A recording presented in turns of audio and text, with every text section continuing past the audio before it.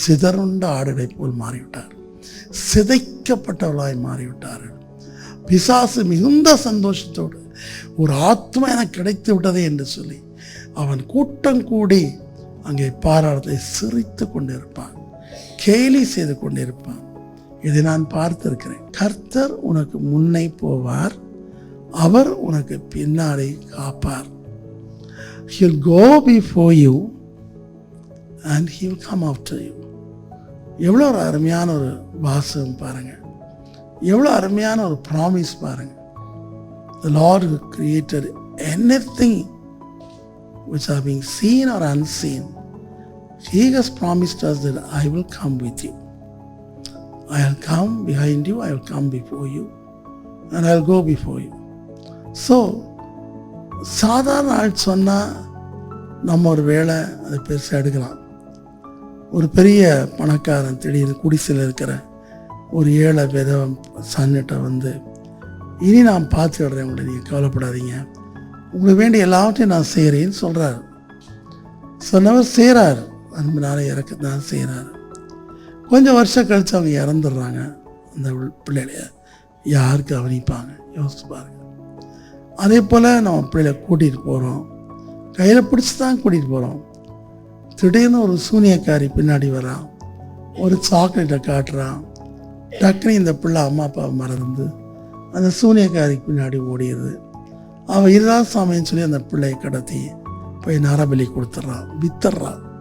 பல லட்சங்கள் அந்த குழந்தை வித்துடுறான். அதே போல் நம்ம ஒரு போருக்கு போகிறோம், நம்முடைய கேப்டன், நம்முடைய சார்ஜன்ட் அவங்களுடைய வீரதீரமான செயலை கேட்டு அவங்க நமக்கு முன்னாடி போகிற நலமாக இருக்குமே நினைக்கிறோம். ஆனால் திடீர்னு குண்டு அவர் மேலே படுது, அவர் இறந்துறார். நம்முடைய நம்பிக்கை ஒன்றுமெல்லாம் போகுது. நான் சின்ன வயசாக இருக்கும்போது 2 பேர் எனக்கு வாக்கு கொடுத்தாங்க. ஒன்று வந்து ஒரு அக்கா, ஷீஸ் எ நர்ஸ், சிஎம்ஏ நர்ஸ். நீ கவலைப்படாத, எனக்கு சீக்கிரமாக அமெரிக்கா போக சான்ஸ் கிடைக்கும், நான் போன பாடு கண்டிப்பாக நான் கூப்பிட்டு உன்னை டாக்டர் படிக்க வைப்பேன்னு சொன்னாங்க. நான் அதை ரொம்ப எக்ஸ்பெக்ட் பண்ணினேன். அதே மாதிரி ஸ்கூல் லெவல் முடித்த உடனே அந்த அக்காவுக்கு லெட்டரடி போட்டேன். ஒரு 7-8 லெட்டரடி இருப்பேன், எனக்கு பதிலே வரல, பதிலே வளரல. என்னை வளர்த்த அக்காவே ஸ்டாப் பண்ணிட்டான். இன்னொருத்தரும் வாக்கு கொடுத்தாங்க. இவங்க இங்கிலாந்து மிஷனரி, ரொம்ப ஃபேமஸான ஒரு மிஷனரி. ஸோ அவர் ஒரு நாள் பர்த்டேயில் என்னை கூப்பிட்டு சொன்னார், நான் நிச்சயமாக லண்டனில் ஒன்று எம்ஆர்சிபி படிக்க வைப்பேன், உன்னை டாக்டராக மாற்றுவேனார்.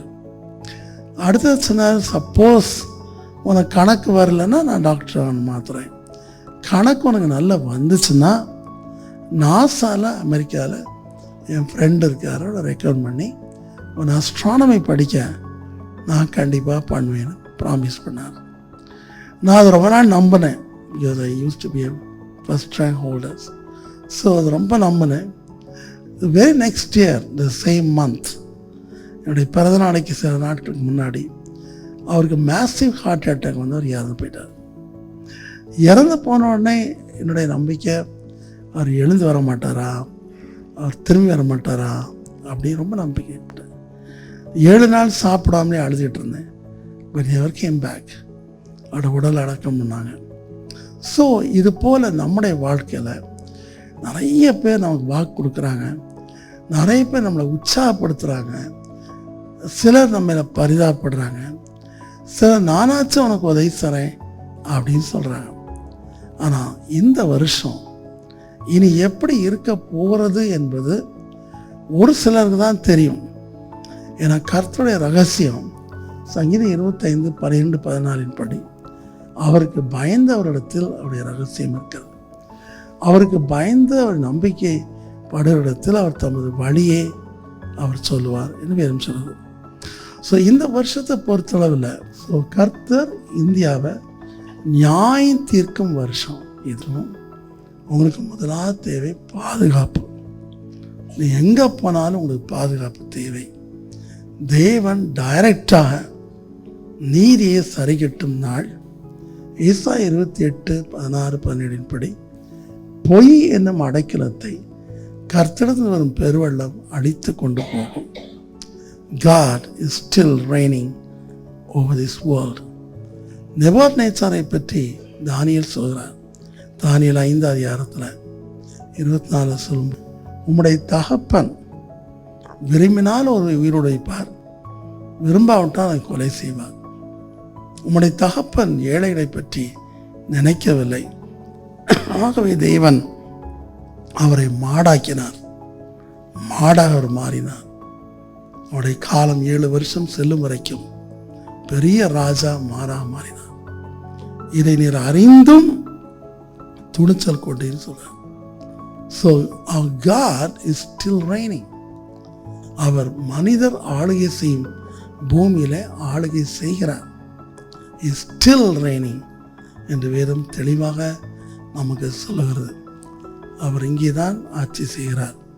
தானியேலின் புஸ்தகத்தில் திரும்ப திரும்ப நீங்கள் பார்க்கும்போது அதைத்தான் நான் சொல்கிறேன். மனிதர் ஆளுகை செய்யும் பூமியிலே அவர் ஆளுகை செய்கிறார். He is a king of king. நாம் சொன்னாலும் சொல்லாவிட்டாலும் அவர் ராஜாதி ராஜா. இனி இயேசு கிறிஸ்து ஒரு தச்சனுடைய குமாரனாக அப்பியர் ஆக மாட்டார், ஒருவருக்குமே அப்பியர் ஆக மாட்டார், சின்ன குழந்தையை போல அப்பியர் ஆகவும் மாட்டார். நல்ல ஞாபகம் வச்சுக்கணும். அவர் அப்பியர் ஆகும்போது கிங் ஆஃப் கிங், ராஜாதி ராஜாவாக உங்களுக்கு முன் காட்சியளிப்பார். அவருடைய தூதரில் ஒருவன், அவனுக்கு விசேஷ வரம் கொடுக்கப்பட்டிருக்கிறது. அவருடைய ஒரு கால் பூமியின் மேலும் இன்னொரு கால் சமுத்திரத்தின் மேலும் இருக்கும். அவன் தேவனுடைய கோபத்தை ஊற்றுகிறான், அப்பொழுது பூமி இருக்கிற இடம் தெரியாமல் உருகிவிடும் என்று வெளிப்படுத்தும் சொல்கிறார். அவர் படைத்த தேவதூதனுக்கு எவ்வளவு வல்லமை என்றால் அதை படைத்தவருக்கு எவ்வளவு வல்லமை. ஹல்லேலூயா, ஹல்லேலூயா. அவை இந்த வருஷம் இப்பேற்பட்ட பயங்கரமான தேவன், சேரக்கூடாத ஒளியில் வாசம் பண்ணுகிறவன், உன்னதங்களில் வாசம் பண்ணுகிறவன், அவருக்கு எதிரான சக்திகள் உலகத்தில் ஒன்றுமே கிடையாது. Nothing can oppose him. அவர் சொல்லாகும், அவர் கட்டிட நிற்கும். அவ்வளோதான். 33:9 அவர் சொல்லாகும், அவர் கட்டிட நிற்கும். ஸோ அப்பேற்பட்ட சர்வ வல்லமுள்ள தேவன். லூக்கா 1:37, ஆதியாம் 14:18, தேவனால் எல்லாம் கூடும், எல்லாம் கூடும். Whatever is impossible, that possible by him. Not only that, அவருக்கு ஈக்குவலாக உலகத்தில் யாருமே கிடையாது. எரேமியா 10ஆம் அதிகாரத்தை பாருங்கள், 10-12 பாருங்கள். அதே போல ஏசாயை பாருங்கள். The Bible says there's no other God. ஏசாயா 43:10, ஏசாயா 44:6, ஏசாயா 45:5, 18, 22. There is no other God. There is no comparison for me. 32, 19, 40. So அவர் தம்மை குறித்து சொல்லும் போது, எனக்கு ஒப்பான தேவர்கள் இல்லை, எனக்கு ஒப்பான தேவனும் இல்லைன்னு சொல்றார். இல்லை, நோ நெவர். உலகத்தில் யார் யாரையோ கும்பிடலாம், ஆனால் ஒரே ஒரு வார்த்தை தான் நான் கேட்குறேன். என்னுடைய 2வது மரணத்தில் இயேசுப்பா என்னை பரலோகத்துக்கு கொண்டு போகும்போது லூசிங்கிற ஸ்டாரை எனக்கு காமிச்சார். அந்த ஸ்டாருடைய அளவு சூரியனை விட 10,000 கோடி மடங்கு பெருசு. அந்த ஸ்டாரை சுற்றி 3 லட்சம் கிரகங்கள் இருக்கு. ஸோ இவர்கள் நம்புறவைகள், இவர்கள் தோற்றுவிக்கிற மாயைகள் அவ்வளோ பெரிய ஸ்டாருடைய ஓட்டத்தை கண்ட்ரோல் பண்ண முடியுமா? யோசித்து பாருங்க.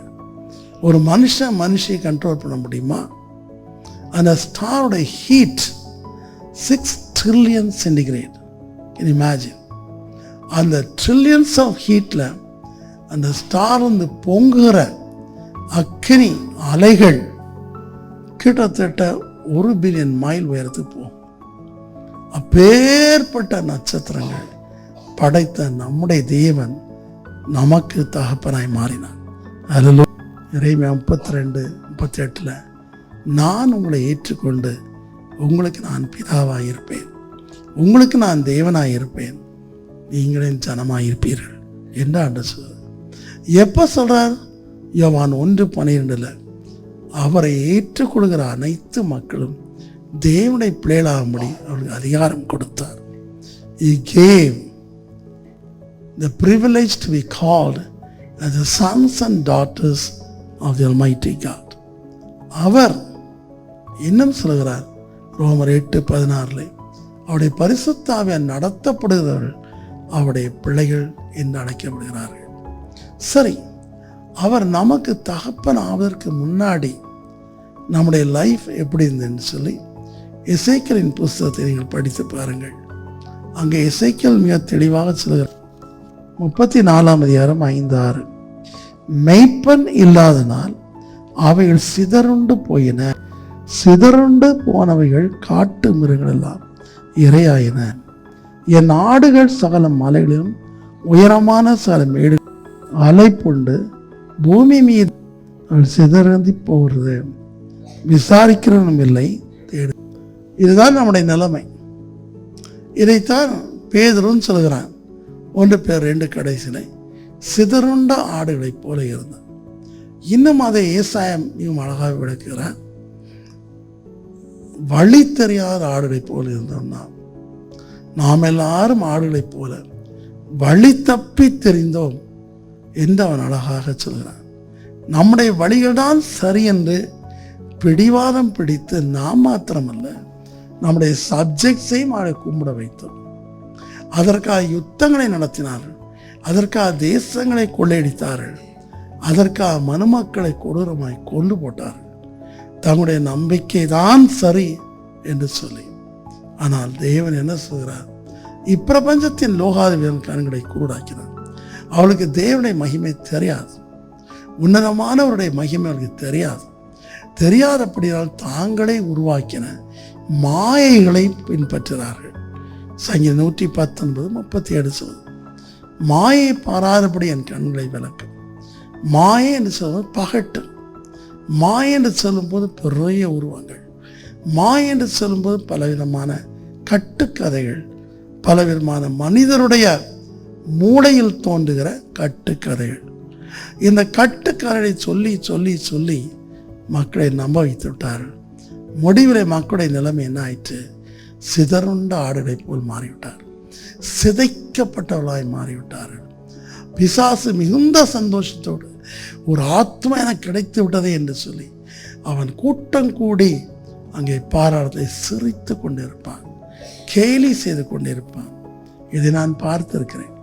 ஒரு தேவனுடைய ஊழியக்காரர் பின்மாற்றம் அடைந்து முடிவிலே கடவுளையில் என் நிலைக்கு வந்து அவருடைய வீட்டில் பல சோகமான காரியம் பெற்றது. ஒன்று, அவளுக்கு குழந்தை இல்லை. 2வது வேலையில் அவளுக்கு ஆசீர்வாதம் இல்லை. பல கஷ்டங்களை அவர் அனுபவித்தார். ஆகையினால் இயேசு எனக்கு வேண்டாம், பிதா எனக்கு வேண்டாம், யாருமே வேண்டாம் என்று சொல்லி உலக பிரகாரமான வாழ்க்கைக்கு திரும்பி விட்டார். திரும்பி ஒரு 3 மாதத்தில் அவர் ஆக்சிடென்ட் இறந்து போய்விட்டார். அவர் இறந்த உடனே அவருடைய ஆத்மாவை பிசாசுலாம் சேர்ந்து சிரித்து கொண்டு மிகுந்த சந்தோஷத்தோடு அவளை பாராளத்தில் கொண்டு போனது. எப்படி ஏசப்பா லூக்கா 15:10 மனம் திரும்புகிற ஒரு ஆத்மா நிமித்தம் பரலோகத்தில் மிகுந்த சந்தோஷம் சொல்கிறாரோ, அதுபோல மனம் திரும்ப உண்மை தேவனை பின்பற்றாத ஆடுகள் நிமித்தம் சாத்தான் சந்தோஷப்படுகிறார். யார் சந்தோஷப்படுகிறார்? சாத்தான். எப்படி சந்தோஷப்படுறான்? அக்கினி மத்தியில் கத்துகிற ஆத்மாக்களை பார்த்து சிரித்து வேடிக்கை பார்க்கிறான். அக்கினி மத்தியில் ஒரு ஆடு கூட, ஒரு ஆத்மா கூட சந்தோஷமா இருக்க முடியாது. 24 hours வா வா வா எங்கள் சத்தத்தை தவிர எதையுமே நீங்கள் பார்க்க முடியாது. பார்த்து விட்டு வந்தவன் தான் நான் சொல்வதை நம்ப.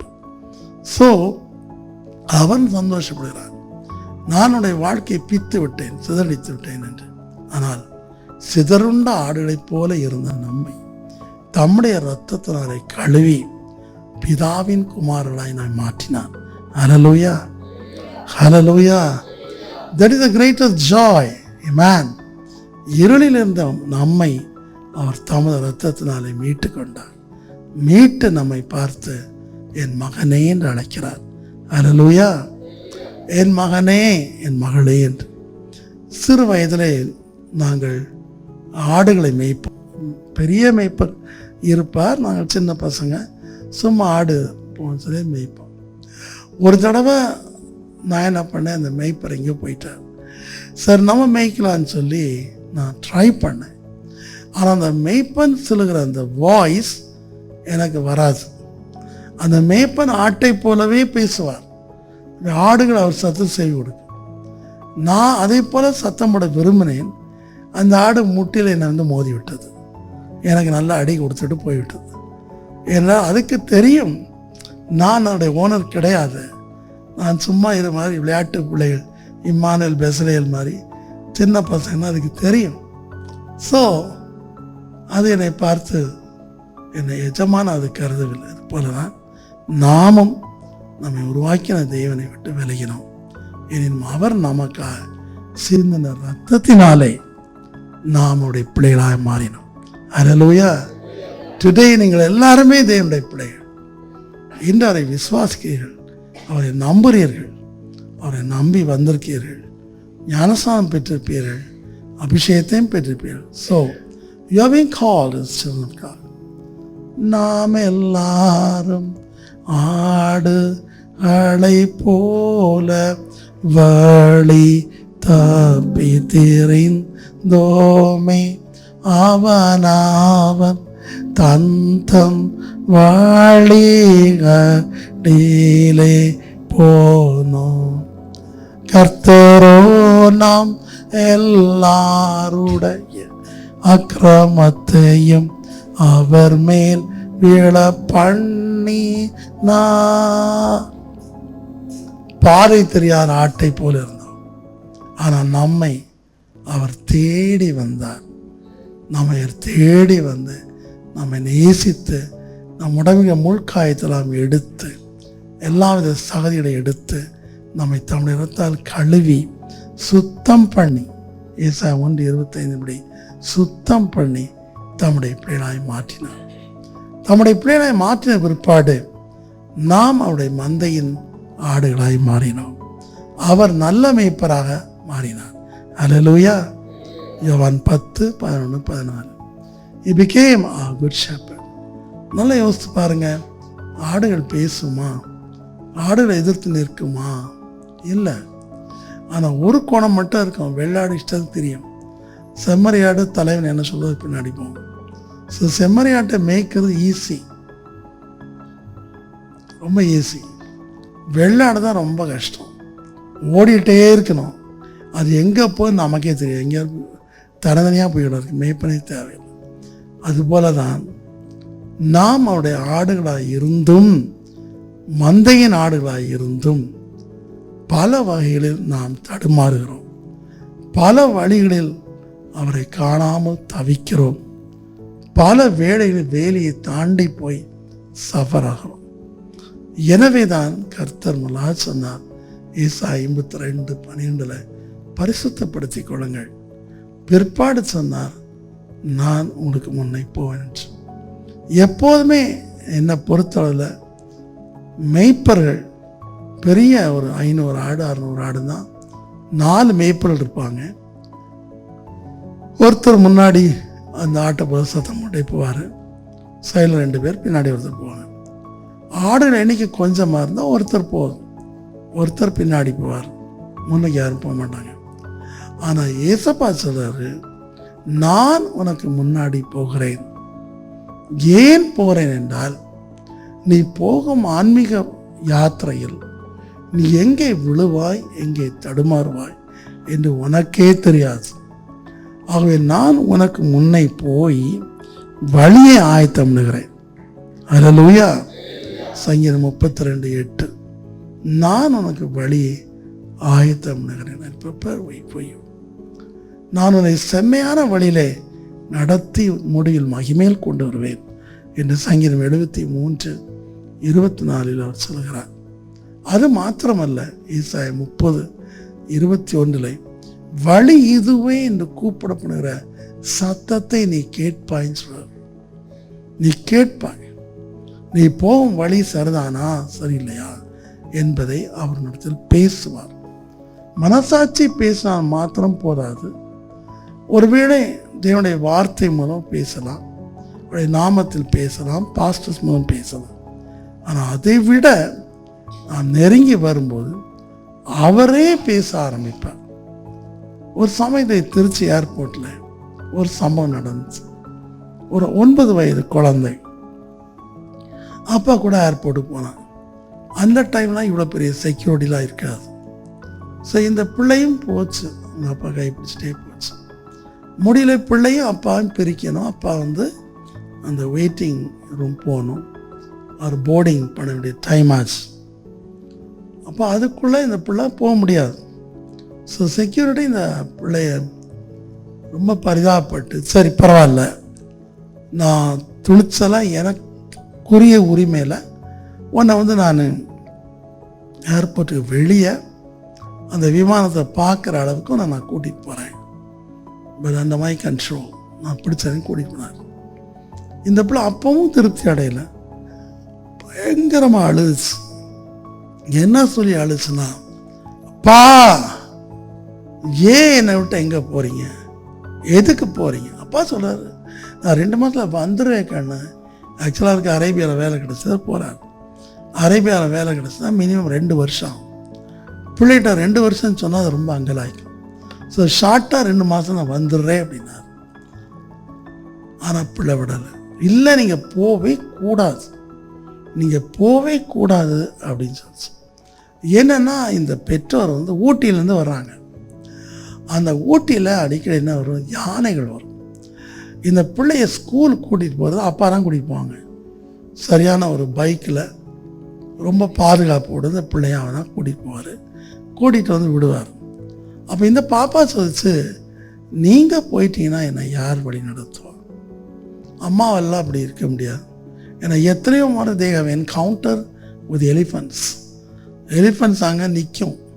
அப்போ இவருக்கு மட்டும்தான் தெரியும் அந்த எலிஃபண்ட் எப்படி தப்புறோம் வைக்கிறோம் அப்படின்னு சொல்லி. Because he was a forest officer. So இப்போ இவர் இல்லைன்னா இது எப்படி ஸ்கூலுக்கு போகும், ஆட்டோவில் போகும், இல்லை வேறு வெஹிக்கிளில் போகும் சொல்லி கேட்கவே இல்லை. You must come before me, நீங்கள் என்னை கூட்டிகிட்டு போகணும், நீங்கள் முன்னாடி போகணும். நீங்கள் முன்னாடி போனால் அது எவ்வளோ பெரிய மத யானை இருந்தாலும் உங்களுக்கு மட்டும்தான் அந்த மத யானைகிட்ட பேச தெரியும், வேறு யாருக்கும் தெரியாது. இப்பேற்பட்ட மத யானை ஃபாரஸ்ட் ஆஃபீஸர் ஒரு பேசுனா அது போயிடும். அது ஃபாரஸ்ட்லேயே பழகிறவனுக்கு அது தெரியும். நானும் ஃபாரஸ்ட்டில் இருந்திருக்கிறேன். ஒவ்வொரு மிருகங்களும் எப்படி எப்படி சத்தம் போட்டால் அவள் போகும் அப்படின்னு நமக்கு தெரியும். இப்போ ஒரு புலி வருது அப்படின்னா நம்ம யானை மாதிரி கத்தணும், யானை வருதுன்னா அதுக்கு வேற மாதிரி கத்தணும். அப்போ அப்படி நம்ம கத்தும்போது அந்த மிருகங்கள் அதை அறிஞ்சு போயிடும். ஸோ இந்த பாப்பா சொல்லுது, நீங்கள் விமானில் போக வேண்டாம். அப்போ அவர் சொல்கிறாரு, பாப்பா நான் ஃபாரஸ்ட் ஆஃபீஸருக்கு நம்ம வீடுலாம் இல்லை, ஒன்றுமே இல்லை, நம்ம முன்னேறணும் அப்படின்னு சொல்லும்போது, இல்லை, you must go before me. ஒவ்வொரு நாளும் ஸ்கூலுக்கு எனக்கு முன்னாடி நீங்கள் தான் உட்காந்துருக்கணும், நீங்கள் தான் பைக்கில் உட்காந்துருக்கணும், நான் உங்களை பிடிச்சி தான் போவேன். இல்லைன்னா உங்களை நான் விமானத்தை ஏறிட மாட்டேன். நானும் டிக்கெட் இல்லை எனக்கு தெரியும், நான் ஓடி டிக்கெட் இல்லாமலே ஏறிடுறேன் அப்படின்னு. இவருடைய கண்ணீரையும் இவருடைய தைரியத்தையும் இவருடைய நம்பிக்கையும் பார்த்த தகப்பனுக்கும் ஏர் ஹோஸ்டஸ்க்கும் கண்ணீர் வந்துச்சு. அப்போ ஏர் ஹோஸ்டஸ் அவர்கிட்ட ஒரு கேள்வி, சார் உங்களுக்கு மகள் முக்கியமா இல்லை விமானம் முக்கியமாக கேட்டேன். என்னுடைய உள்ள உடஞ்சிச்சு. அவர் சொன்னார், எனக்கு வேலை முக்கியம் இல்லை, எனக்கு விமானம் முக்கியம் இல்லை, என் மக தான் முக்கியம் அப்படின்னார். அந்த டிக்கெட்டை கேன்சல் பண்ணிவிட்டு அவர் மலை கூட்டிகிட்டு வந்துட்டார். நடந்த ஒரு நிகழ்ச்சி. ஸோ நம்ம நடத்துவர் அப்பேற்பட்ட அன்புடையவராக இருக்கிறார். God is love and full of love. 1 தம்முடைய அன்பினால் தான் நமக்கு ரத்தம் சிந்தினார். ஸோ நம்ம கடமை என்ன? இயேசுவே எனக்கு முன்னாடி போங்க. எனக்கு முன்னாடி என்ன வருதுன்னே நமக்கு தெரியாது, என்ன வருது தெரியாது. பொதுவாக இந்த மான்கள், இந்த ஆடுகள், சின்ன சின்னதெல்லாம் நேர தாக்குறது ஓநாய்களும் ஹையினாஸ். இந்த 2 பயங்கரமான நாய்கள் நேர தாக்கும் முன்னாடி வந்து. ஆனால் சிங்கம், புலி இதெல்லாமே பதுங்கி நின்று தாக்கும். என்ன முன்னுக்கு இருந்தாலும் சைடில் போய் பதுங்கி நின்று தாக்கும். அதில் காட்டில் நீங்கள் இருந்தீங்கன்னா தெரியும். அப்போ நமக்கு விரோதமான ஓநாய்கள், நமக்கு விரோதமான செந்நாய்கள், செந்நாய்னா அந்த ஃபாரின் ஓநாய் மாதிரி இந்த செந்நாய் இருக்கும். செந்நாய் கொஞ்சம் சிவப்பாக இருக்கும், கூட்டம் கூட்டமாக இருக்கும், தனியாகவே இருக்காது.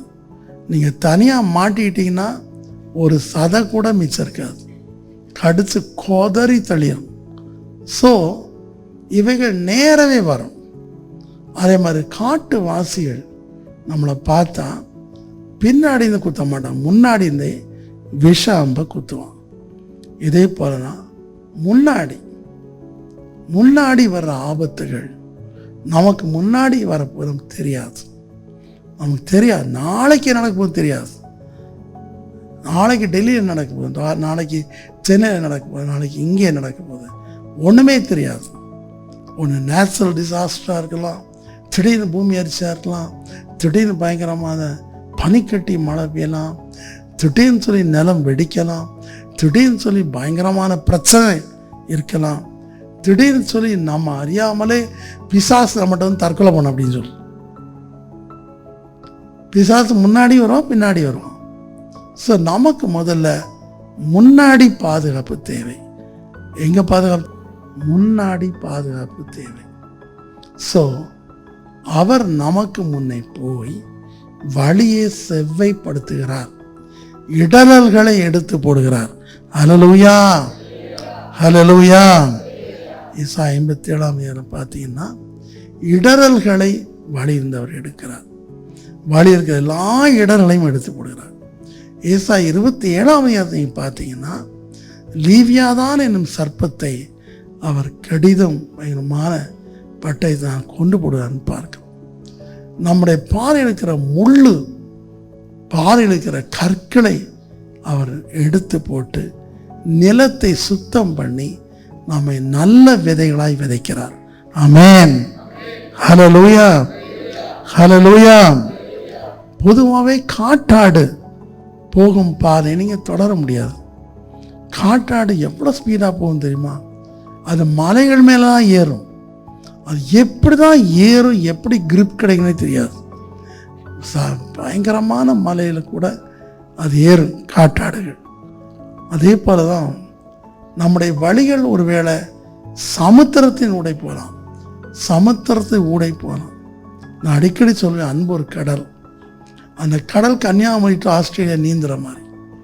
ஸோ நம்முடைய பிரச்சனைகள், விசேஷமாக ஆவிக்குரிய வாழ்க்கையில் நம்முடைய நிலைமைகள் அதே மாதிரி இருக்கலாம். அதே மாதிரி இருந்தால் கண்டிப்பாக நமக்கு சலிச்சு போகும். டெய்லி சாம்பார் விரும்புகிறவங்களா கை தூங்க பார்க்கலாம். டெய்லி எனக்கு துவரம்பருப்பு சாம்பார் வேணும் அப்படின்னு சொல்லலாம், கை தூங்க பார்க்கலாம். ஒருத்தரும் தூக்கல, நான் தூக்குறேன். எனக்கு டெய்லி கண்டிப்பாக துவரம்பருப்பு வெங்காய சாம்பார் வேண்டும். அம்மா ஒரு வாரத்தில் ப்ரிப்பேர் பண்ணி வச்சுருப்பாங்க. ஏன்?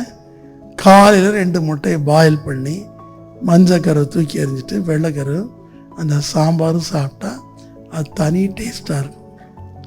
ஸோ அதே மாதிரி எல்லா கறி மட்டன் அதோட சாம்பாருக்கு இருக்கிற டேஸ்ட் வேறு எதுவுமே நான் பார்த்ததில்ல. அந்த அளவுக்கு சாம்பாரை அம்மா ப்ரிப்பேர் பண்ணி வச்சுருப்பாங்க. வீட்டில் வேலை செய்யணும் ப்ரிப்பேர் பண்ணி வச்சுருப்பாங்க. அதில் புளிலாம் இருக்காது, வேண்டாத கத்திரிக்காயெலாம் இருக்காது, பிளெயின் சாம்பார், வெங்காயம் சாம்பார். உங்களை எத்தனை பேருக்கு அப்படி வேணும் சொல்லுங்கள் பார்க்கலாம். அந்த ஒருத்தர் தான் கை தூக்கியிருக்காரு. மற்ற எல்லாருக்கும் விதவிதமாக சமைக்கணும். பாவம் வீட்டுக்காரம்மா இல்லையா? ஆனால் எனக்கு சலிக்காது. ஆனால் உங்களுடைய ஆவிக்குரிய வாழ்க்கையில் போன வருஷத்தை விட இந்த வருஷம் முன்னேறி இருக்கீங்களா? திங்க் பண்ணி பாருங்க.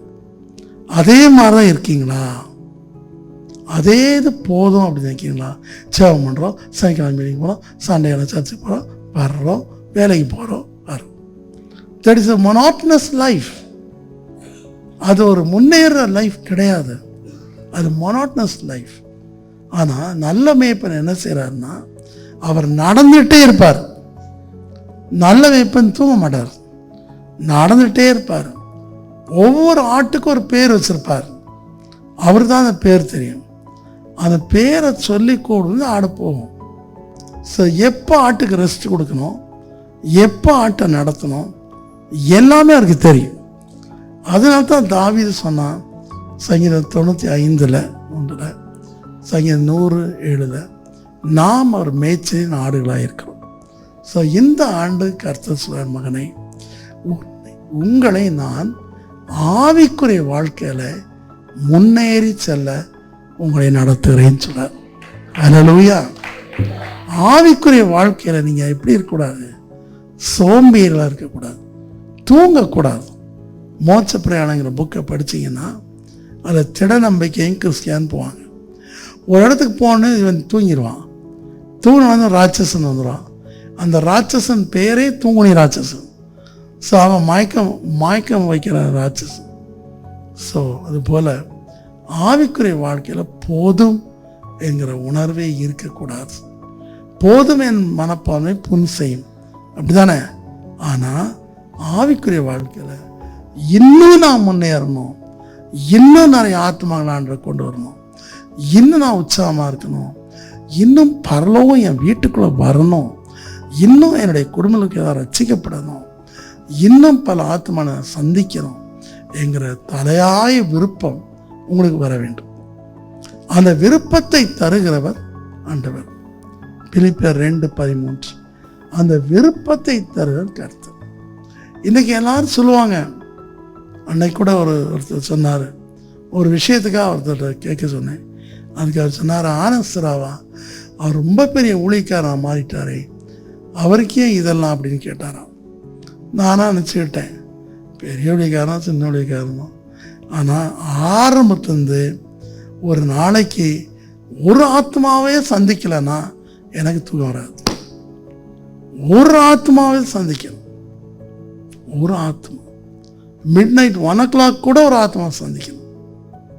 நான் மட்டும் சந்திக்கப்பட்டா போகாது, என் மூலமாக கர்த்தர் சுவிசேஷ ஊழியத்துக்கு அழைச்சிருக்காரு, நான் அதை சந்திக்கணும். அதை சந்திக்கும் போது சும்மா சந்திக்கக்கூடாது.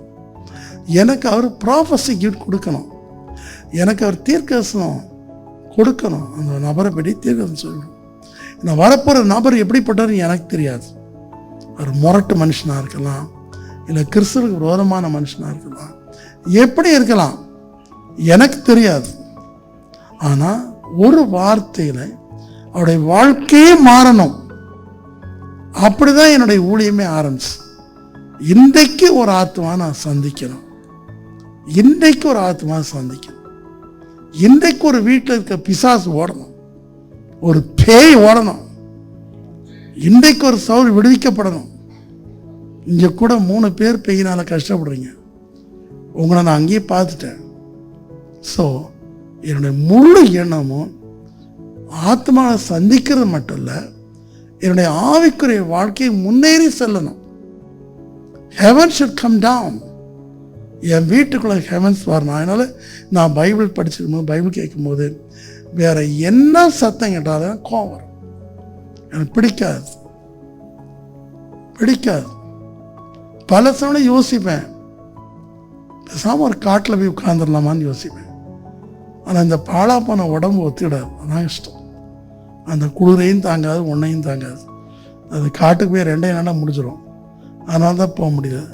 மறுபடியும் ரொம்ப ஆசை, நல்ல ஒரு கோயை தேர்ந்தெடுத்து. புலி வந்தால் என்ன செய்ய போகுது? புலிக்கு நம்ம ஆர்டர் பண்ணிடலாம். ஏய், என்ன கடிக்க ஆர்டருக்கு உத்தரவு தரல, ஒழுங்காக உட்காருனா அது உட்கார்ந்து போகுது. ஸோ அப்படி தான் ஒரு சமயத்தில் சென்னாயிட்ட நான் பேசினேன். 10 சென்னாயிட்டேன். என்ன கடிக்க உனக்கு உத்தரவு இல்லை, ஆண்டவர் உங்களை என்னை கீழ்ப்படிய சொல்லியிருக்காரு, அப்படி போச்சு. ஸோ ஆண்டவரோடு பேசுகிற வாழ்க்கையில் எவ்வளோ முன்னேறி இருக்கோம். உலக பிராரமாகவே பேசியிருக்கோமா? உலக கவலையை நம்ம நாட்கொள்ளுதா யோசிப்போம். அது ரொம்ப முக்கியம். ஆவிக்குரிய வாழ்க்கையில் நம்மை செம்மையான பாதையில் நடத்துகிறார். சங்கீதம் 143:10 நம்மை முன்னேறி போக செய்கிறார். அல்லேலூயா. முன்னேறி போக செய்கிறார். உங்கள் பையனை மட்டும் நீங்கள் 3ஆவது படித்தோடனே 4ஆவதுக்கு அனுப்புறீங்க. 4லேருந்து 5 அனுப்புறீங்க, 10 அனுப்புறீங்க, காலேஜ் அனுப்புறீங்க. ஆனால் ஆவிக்குரிய வாழ்க்கையில் போதும் என் பையன் நல்ல பையன், போதும் என் பையன் சேரிடுவதில்லை, என் பையன் சினிமா போகிறதில்ல, கெட்டாத போதும். அவன் எவ்வளோ நேரம் பயில் படித்தா, எவ்வளோ நேரம் கருத்தோடு பேசுனா, அவன் சின்ன வயசுலேயே ஆண்டோட பேசினானா என்கிற அக்கறை நமக்கு வேணும், அக்கறை வேணும். இதற்காகத்தான் நல்ல மேய்ப்பர் நமக்கு முன்னாடி போகிறார். நமக்கு முன்னாடி போகிறவர் என்ன செய்கிறார்? தூங்கி எடுக்க நம்மளை எழுப்புறார். எழும்ப, how long you are sleeping, come on, get up, Bible படி. நம்மளை எழுப்புறார், நான் முன்னாடியே எழுப்புறார். என் கூட இருக்கிற பசங்களை கேளுங்க. நைட்டு நான் ரொம்ப சிக்காக இருக்கிறதால ஒரு நர்ஸ் இருக்க வேண்டியிருக்கு. ஸோ 1:30 மணிக்கு நான் எழும்பிடுவேன். 1:30 மணிக்கு எழுந்தோடனே அவங்க ஊசி போடுவாங்க, இல்லை பண்ணுவாங்க, என்னென்ன கொடுப்பாங்க. அப்புறம் நான் தூங்கிட்டே நினைப்பாங்க. அவங்க போய் ½ மணி நேரம் நான் எழுப்பி உட்காந்துருவேன். ஏன்னா என்னுடைய மேய்ப்பர் எனக்காக காத்திருப்பார். ஹல்லேலூயா, ஹல்லேலூயா. அவர் எனக்காக காத்திருப்பார். Is already was there. எனக்கு முன்னாடி அந்த வீட்டில் இருக்கார். So wait for me. So அவரோட பேசுவார். ஸோ இதுதான் நமக்கு தேவையான ஒரு வாழ்க்கை இந்த வருஷம். அவர் பேசுவார். ஹல்லேலூயா. அவர் என்ன மெசேஜ் கொடுக்கணும் என்கிறதையும் சொல்லுவார், கண்டிப்பாக சொல்லுவார். ஹல்லேலூயா. இந்த பேஷண்ட்க்கு டாக்டர் தப்பாக மருந்து கொடுத்தாங்க, அவரால் தான் படிச்சிருக்காரு, நீ அதை மாற்றியர் அப்படிம்பார். உடனே எனக்கு சில எம்டிஸ் எல்லாம் ஃப்ரெண்ட்ஸு. ஸோ அவங்களாம் என்ன கொடுப்பாங்கன்னு தெரியும். உடனே இந்த எம்பிபிஎஸ் பண்ணதெல்லாம் மாற்றிட்டு நானே என் காசில் எம்டிஸுடைய மருந்துகளை கொடுத்து அந்த பேஷண்ட்டை காப்பாற்று. ஸோ ஒவ்வொரு விஷயத்துலையும் அவர் எனக்காக உதவி செய்ய காத்திருப்பார். ஹல்லேலூயா. அவர் எனக்கு முன்னாடி அங்கே இருப்பார். Praise the Lord, praise the Lord. எனக்கு முன்னாடி அவர் இருக்கிறதுனால ஆவிக்குரிய வாழ்க்கை அதுக்கு வீழ்ச்சி இருக்காது. அவர் என்ன செய்வார்? 1 தெசலோனிக்கேயர் 5:23-24 என்னுடைய ஆவி, ஆத்மா, சரீரம் முழுவதையும் அவர் காத்துக்கொள்வார். ஆமென். யூதா கடைசி 2 வரும்படி வலுவாதபடி காத்துக்கொள்வார். ஆமென். ஒரு சிங்கம், ஒரு புலி, ஒரு நம்மை ஆட்கொள்ளாதபடி அவற்றை ஜெயித்தவராய் முன்னுக்கு செல்வார். Praise the Lord, praise the Lord. அதைத்தான் இந்த வருஷம் அவங்க செய்ய போகிறார்.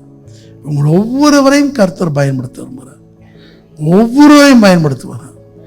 நான் ரிட்டையர் ஆகிட்டேன், எனக்கு குடும்பத்தில் இவ்வளோ பிரச்சனை, தயவு செய்து சொல்லாதீங்க. உங்கள் பிரச்சனை எல்லாம் அவனுக்கு போகாது. அது கர்த்தர் சால்வ் பண்ண வேண்டிய நேரத்தில் சால்வ் பண்ணிடுவார். அதுக்கு அவங்க ஜெபத்தை கேட்காம இருக்க மாட்டார், கேட்பார். ஆனால் அவரை கேட்குற அடுத்த கேள்வி, இத்தனை வருஷம் இத்தனை நாள் நான் கொடுத்தேனே, என் மகனை பற்றி எனக்கு 30 வருஷம் 40 வருஷம் தெரியுமே, நீ எத்தனை ஆத்மாவுடைய சபை கொண்டு போன, எத்தனை ஆத்மாவுக்கு அவரை அறிமுகம் பண்ண, ஆனால் நீ என்ன செய்த? சும்மா இருக்க மாட்டேன், மற்றவங்களோடு சேர்ந்து அவரை திட்டுன, பேசின, மற்றவங்க சொல்கிற பொய்யை நீ நம்பி இன்னைக்கு நான் 5 வருஷம் 10 வேஸ்ட் பண்ணிட்டேன். What has thou done? What has thou done? That's the question. So இன்றைக்கு நல்ல மேய்ப்பர் நமக்குன் போகிறார்.